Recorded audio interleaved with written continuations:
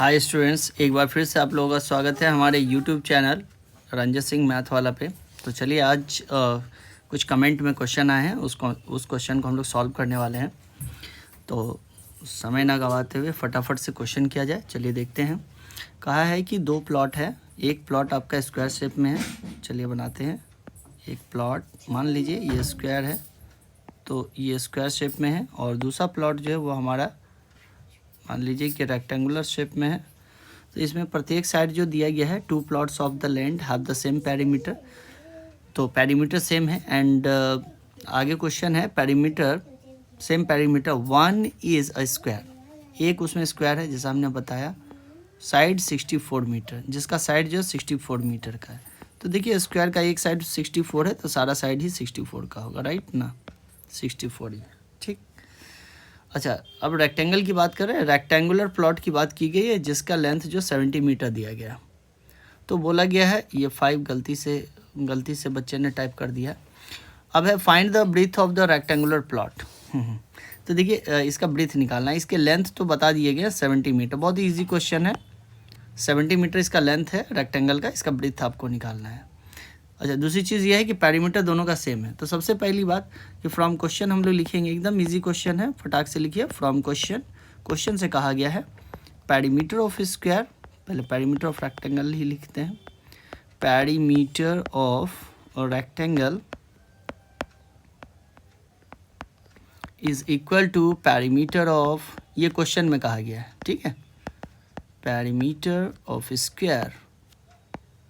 ठीक है, चलिए ये आपको क्वेश्चन में लिख दिया गया है कि जो रेक्टेंगल का पेरीमीटर है वो स्क्वायर के पेरीमीटर के बराबर है, ये बात कह दिया गया। तो चलिए फॉर्मूला फटाफट से बैठा दे दोनों का। तो पेरीमीटर ऑफ रेक्टेंगल क्या होता है, इसका फॉर्मूला क्या होता है, 2 into length plus breadth, 2 into length plus breadth. और पेरीमीटर ऑफ स्क्वायर क्या होता है, 4 इंटू साइड यानी ए। चलिए अब देखना ये है कि फॉर्मूला में ये 2 उधर चला जाएगा, इधर बचेगा l प्लस बी। तो 4 इंटू, अच्छा साइड कितना दिया गया, 64। स्क्वायर का साइड कितना है, ये देखिए 64, कितना है 64। तो यहाँ लिखेंगे 64। और ये 2 जो हमने इधर से उठाया है, ये देखिए ये 2 यहाँ से उठाया है, तो इधर क्या था, मल्टीप्लाई में था। तो इसको लेकर के आपको नीचे चले जाना है, जो इधर मल्टीप्लाई में उधर डिवाइड में जाएगा। तो चलिए 2 जैसे ही आपका नीचे जाएगा, अब 2 से 4 को कटाइए, 2 2 जा 4। ठीक है, अब हमारे पास l प्लस बी क्या है, 2 इंटू 64 है। अब देखिए l जो है वो आपके पास शायद दे रखा है, यहाँ ध्यान दीजिएगा। ये देखिए रेक्टेंगल में आपको l कितना है, 70 है। तो चलिए l की जगह लिखेंगे 70 प्लस बी। अच्छा, 2 इंटू 64 कितना होगा, मल्टीप्लाई कीजिए 128। तो b इज इक्वल टू क्या हो जाएगा, 128। और ये जो 70 इधर प्लस में है, देखिए प्लस में है, उधर जाने पे माइनस होता है, माइनस कीजिए। तो b इक्वल टू आपका क्या हो जाता है, देखिए 58, घटा दीजिए कितना आ जाएगा 58। तो 58 मीटर इसका ब्रीथ हो गया। एक आंसर तो आपका यहीं पे हो जाता है। चलिए आगे फिर देखते हैं हम लोग अगला क्वेश्चन में एक चीज़ और है कि फाइंड द ब्रीथ के बाद कहा गया which plot has the greater area. Very easy question. अब दोनों का एरिया निकालते हैं। चलिए पहले एरिया ऑफ स्क्वायर कर लेते हैं। Area of square, area of square निकालते हैं तो हमें करना होता है क्या, साइड इंटू साइड, यानी कि 64 इंटू 64। चलिए मल्टीप्लाई करके देखते हैं कितना आता है।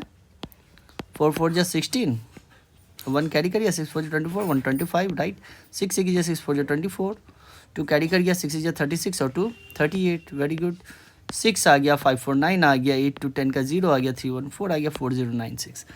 ओके, हमारे पास आता है 4096, राइट। देख लीजिएगा मल्टीप्लाई करके, ठीक है। अब आगे आते हैं हम लोग, देखते हैं। ये हो गया मीटर स्क्वायर, ये आपका एरिया ऑफ स्क्वायर हो गया। अब चलिए हम लोग लिखते हैं area of rectangle. Area of rectangle, area of rectangle क्या होता है, लेंथ इंटू ब्रेथ।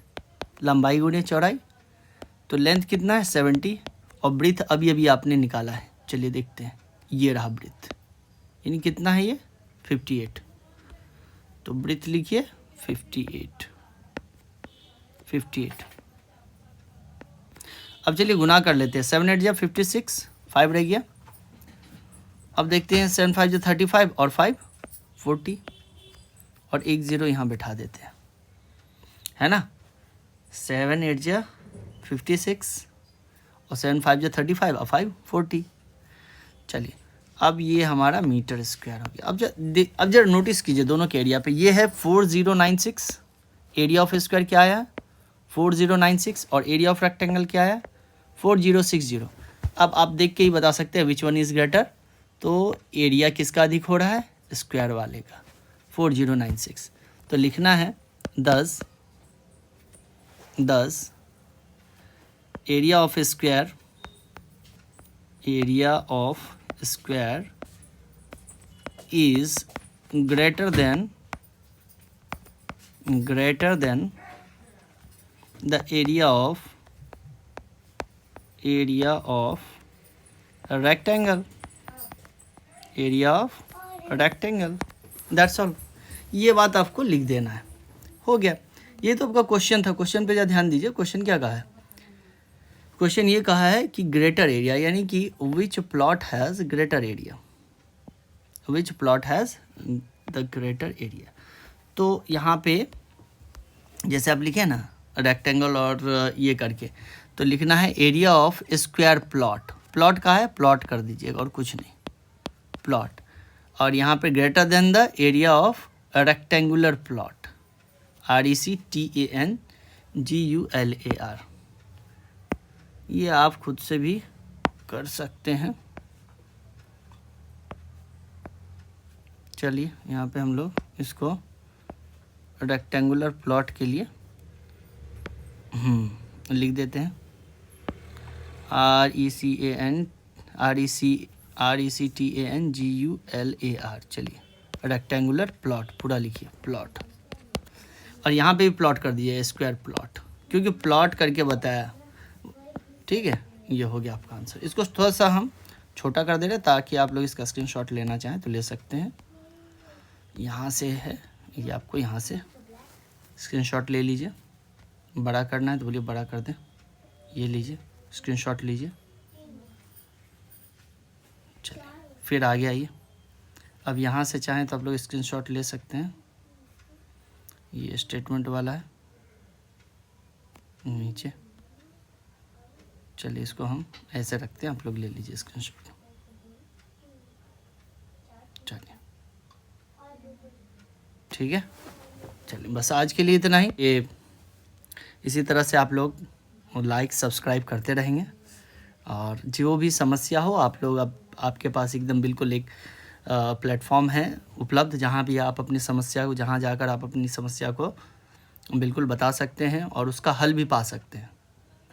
तो उम्मीद करते हैं कि इसी तरह से आप लोग अपना सपोर्ट बनाए रखेंगे, और हमारी रीच को बढ़ाने के लिए ज़्यादा से ज़्यादा लाइक सब्सक्राइब और शेयर करें।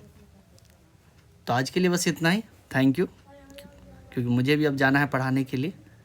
और हाँ, जिन बच्चों को एक चीज़ और जाते जाते कहना चाहूँगा कि जिन बच्चों को कोई भी क्वेश्चन पूछना हो, सिर्फ ये नहीं लिख देना है कि सर रेशियो बता दीजिए, सर ये बता दीजिए। आप बुक बताइए कौन सा पार्ट है, किस राइटर का है, और साथ साथ जो है उसका जो है पार्ट भी बता दीजिए।